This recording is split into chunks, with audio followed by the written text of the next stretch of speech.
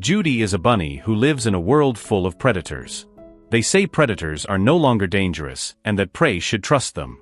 Thousands of years ago, prey feared predators because they were wild and fierce. Over time they evolved and learned to control their biological instincts. Now predators and prey live in harmony, and everyone has the chance to be whatever they want. A sheep can be an astronaut.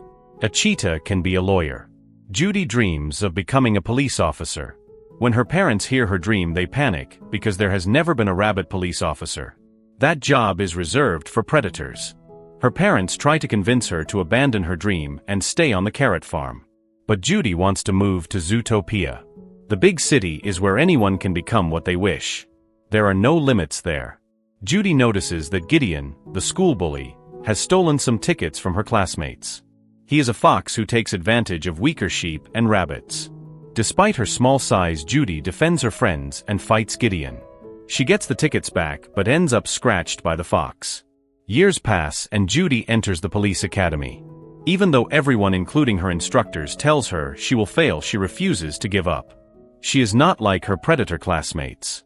They are naturally stronger, which puts her at a big disadvantage. After a lot of effort, she surpasses even the fiercest recruits and becomes the first rabbit police officer. The mayor of Zootopia, Lionheart, gives her an award for her dedication and assigns her to work in the city center. The assistant mayor, Bellwether, is a sheep and feels proud of everything Judy has achieved. She tells her it is a big day for small animals and wishes her luck. Judy is excited. This is everything she dreamed of. Her parents are worried and remind her that the city is full of predators. Wolves, bears, lions. But the worst of all are foxes because their biology makes them deceitful and opportunistic. They give her fox repellent for protection. At first glance, the film does not seem deep, but it actually is. Its central theme focuses on prejudice and stereotypes in a diverse society, even in societies that claim to be inclusive. Majorities still hold negative beliefs about minorities and vice versa. They say predators and prey now live in harmony, but we still see division. Gideon labels prey as weak. Judy's parents fear predators. The groups are not as inclusive as they think. The division in Zootopia does not come from laws or official policies. It comes from internal perceptions. There are no explicit discriminatory rules. People themselves maintain barriers through prejudice, stereotypes, beliefs, and fear. This is unconscious bias. We may not notice we have these biases, but they still shape how we judge others. For example, Judy's parents may not see themselves as discriminatory. They think they are protecting their daughter from threats they believe are real. Gideon may think he is not biased and that prey are simply weak. These are still prejudices because they generalize about large groups that include many different individuals. In the real world, predators could represent minority groups in the United States, such as African Americans, Muslims, Latinos, Jews, and Roma people. The prejudice shown toward predators in Zootopia mirrors the real biases these groups face.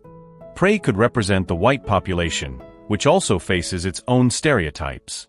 Judy cannot believe her parents are so prejudiced. She does not judge others by species. She takes the repellent to keep them calm but knows she will not use it. She gets on the train and heads to the city. She is fascinated by it. For her, it represents a place where everyone can be who they want without judgment or limits. Predators and prey are friends. Judy believes she is free of prejudice and will fit in here.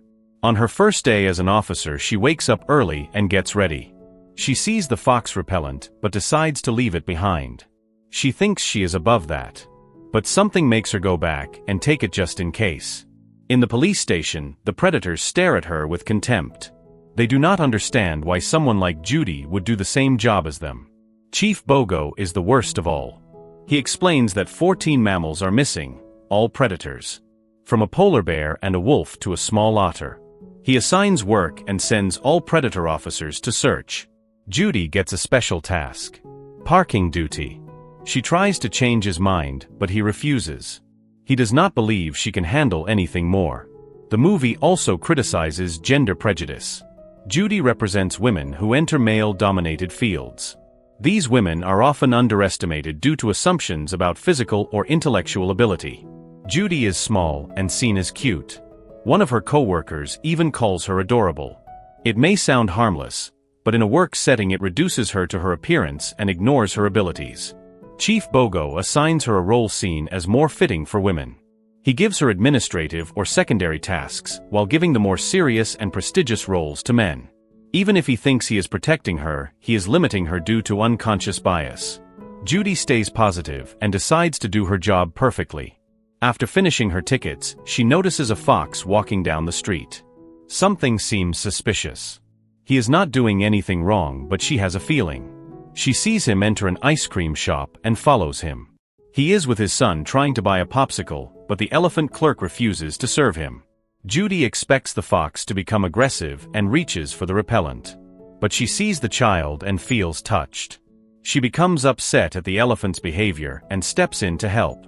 She orders the clerk to sell the popsicle or she will ticket him. She even offers to pay for it. The fox is grateful, but Judy says it was nothing. She tells him she cannot stand such narrow-minded attitudes. She praises him for being a good father and an eloquent fox. He says it is rare to find someone who is not condescending. He introduces himself as Nick and leaves. This scene is a perfect example of unconscious bias. Judy believes she is very inclusive. She even scolds her parents for judging foxes. But that morning she chose to take fox repellent. When she sees Nick she becomes suspicious only because he is a fox. She does not discriminate openly and considers herself inclusive, but she still carries prejudice. She only reacts when she sees explicit discrimination from the elephant. She tolerates prejudice as long as it is not obvious. She is quick to condemn others' biases, but cannot see her own. And when she compliments Nick for being such an eloquent fox, she is actually reinforcing a stereotype. It seems she is giving a half compliment because she is really saying he is intelligent for a fox. Even if it sounds like Judy is praising Nick, she reinforces a negative stereotype. That is why Nick answers with sarcasm, saying it is nice to find someone who is not condescending. Judy believes she has no biases, so she smiles, thinking he is sincere. Later, while Judy works on parking duty, she sees Nick melting the popsicle she bought.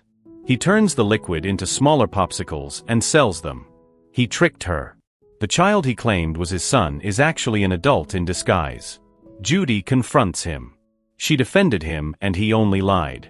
She calls him a sneaky fox. He mocks her and her job. Judy gets offended and says she is better than someone who never tried to be more than a hustler. Nick guesses she dreamed of becoming an officer and hoped Zootopia was a place where anyone could become anything. He tells her it is not real. In this city, you can only be what others already believe you are. He says he will always be a sly fox and she will always be a dumb bunny. Judy insists she is not a dumb bunny, yet she still refuses to accept that stereotypes about others are also false. She thinks she has no prejudice because she overcame the ones placed on her, unaware that others suffer from similar labels. Nick represents the opposite of Judy. Both faced stereotypes all their lives. Judy fought back to prove she is not defined by labels. Nick accepted the labels placed on him. They show two different responses to prejudice. Although Zootopia claims anyone can be what they want, the reality is different. Not because of laws but because of biases everyone holds about others and themselves. Zootopia is not the utopia it advertises. The next day, Judy keeps giving parking tickets when a thief robs a store. She sees a chance to use her skills. She chases him through the city, causing chaos. A structure almost crushes a small shrew. Judy saves her. She catches the thief, but Bogo scolds her for abandoning her post and risking safety. He says the thief only stole onions. Judy corrects him, but he does not care. Mrs. Otterton enters the station. She begs Bogo to investigate her husband Emmett's disappearance. Bogo says he cannot. Judy promises she will find him. Bogo gets angry and is about to fire her when Bellwether arrives and praises Judy as the new detective. She messages the mayor about Judy's success. Bogo must let her take the case but gives her 48 hours to solve it or resign. Judy accepts. She studies the case file and sees Nick in a photo. She asks him for information. He refuses, saying his $200 a day do not come easily. Judy expected this. She threatens to report him for tax evasion and has a recording to prove it. She offers to erase it if he helps. Nick agrees and tells her where Emmett went. They visit the place and a jaguar tells them Emmett left in a white limousine. Judy tracks the plate and finds the car. Inside they see claw marks and Emmett's wallet. It looks suspicious. Suddenly polar bears capture them and bring them to Mr. Big. He orders them eliminated. His daughter enters and recognizes Judy as the one who saved her life. Mr. Big spares them and helps. He reveals Emmett is his florist and almost family. Emmett needed to tell him something important, so he sent a limousine. During the ride Emmett went insane, tore the car apart, attacked the driver and ran off. Mr. Big says that although they evolved, they are still animals inside. He tells them to ask Mr. Monches, the driver. Judy and Nick visit Monches. He confirms the story. Emmett went savage and shouted one thing. The night howlers. Suddenly Monches loses control and attacks. Judy and Nick run. Judy saves Nick just in time. They restrain Monches. Judy calls Bogo to report animals reverting to a primitive state. Bogo is skeptical.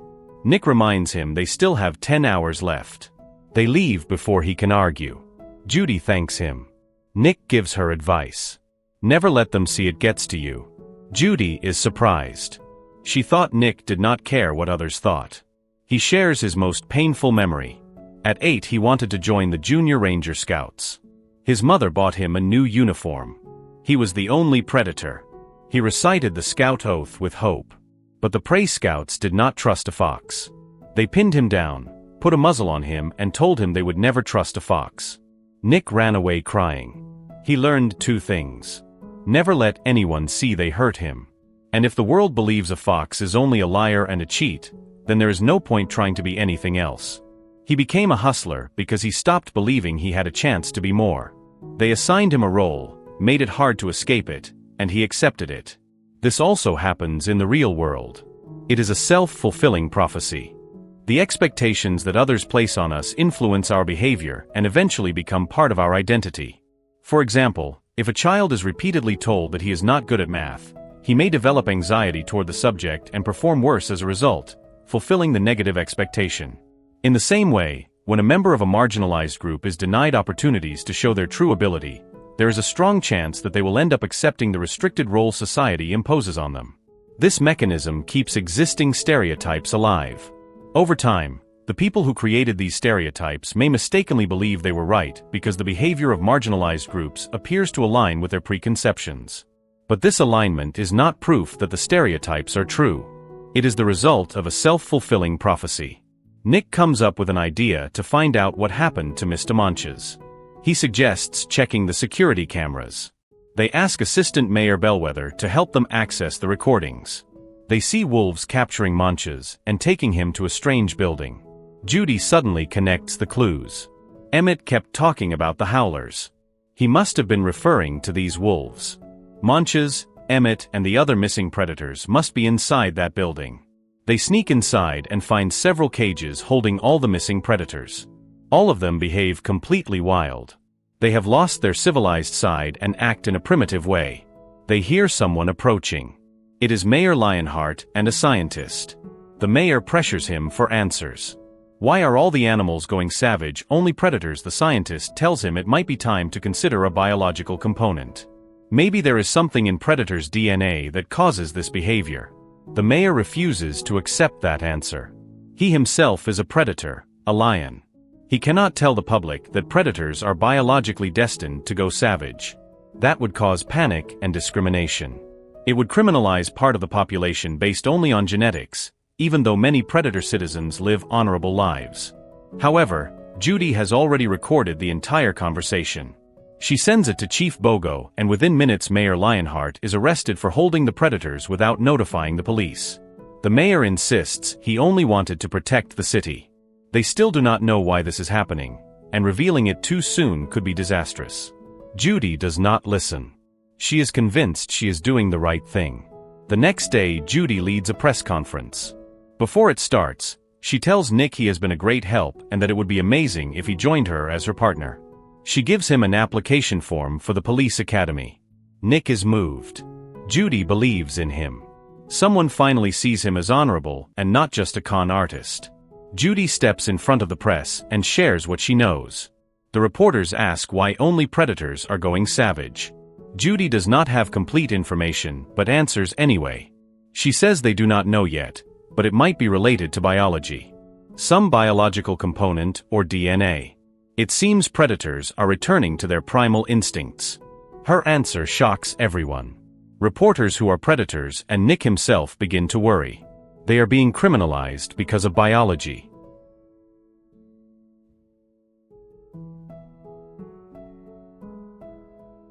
Nick cannot believe Judy said that. He feels hurt and angry. Judy explains she was only stating the facts, unaware of how harmful her words were. She insists that prey could never go savage like predators. She says, "But Nick, you're not like them." Nick freezes and asks, "So now there is a them?" Judy tries to defend herself, but Nick cannot forgive her.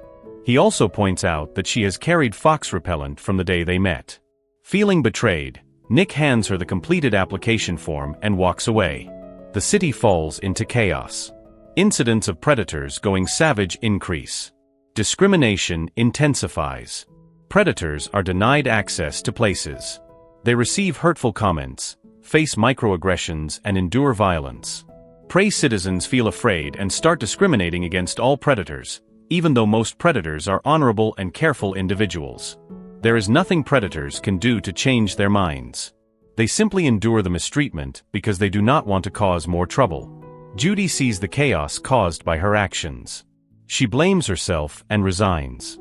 She only wanted to make the world better, but things became worse. She leaves her dream of being a police officer and returns home to work on her parents' farm. There she meets Gideon, who apologizes for bullying her when they were children. Judy sees that he has become a respectable person. He has his own business and behaves kindly. He became much more than she and her parents ever expected. While her siblings play, her father warns them not to step on the night howlers. Judy asks him what he means. He explains that night howlers are dangerous plants that make anyone go crazy instantly. Judy realizes these howlers are the cause of the predators going savage. This is what Emmett was referring to.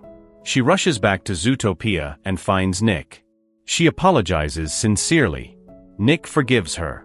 Judy shares her discovery. They follow the clues and find a sheep in a lab making night howler pellets. Someone created these to infect predators and make them go savage. But who is behind this plan? They manage to steal several pellets to take them to the police station. On their way, they run into Mayor Bellwether, now in charge. She congratulates them and asks them to give the pellets to her, promising to handle the rest. At that moment, Judy realizes Bellwether is the mastermind behind all the attacks. Bellwether smiles and tells Judy they are on the same side. Prey have always been underestimated. She is tired of being inferior to predators, even though predators make up only 10% of the population. Her plan has one purpose: to inspire hatred through fear. If prey unite, they can rule Zootopia. Bellwether represents the archetype of someone from an oppressed group who wants to become an oppressor. Many people believe that is the path to liberation. But this is not real liberation because it keeps the same conditions and structures that create division. It only swaps positions.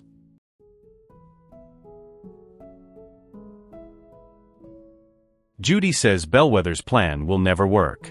Bellwether replies that fear always works. The police arrive. Bellwether tries to lie, but Judy has recorded the whole confession. Bellwether is incriminated without a doubt. Judy has done it. Peace returns to Zootopia and an antidote for the night howlers is created. Nick enters the academy and becomes the first fox officer. He and Judy are now partners, and with that the story ends here.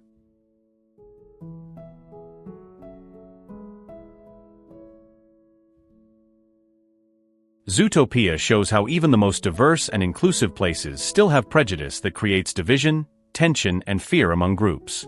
A first step to overcoming these biases is not pretending we do not have them but recognizing and confronting them. You can do this when you interact with people different from you. Approach those toward whom you might feel distrust or dislike.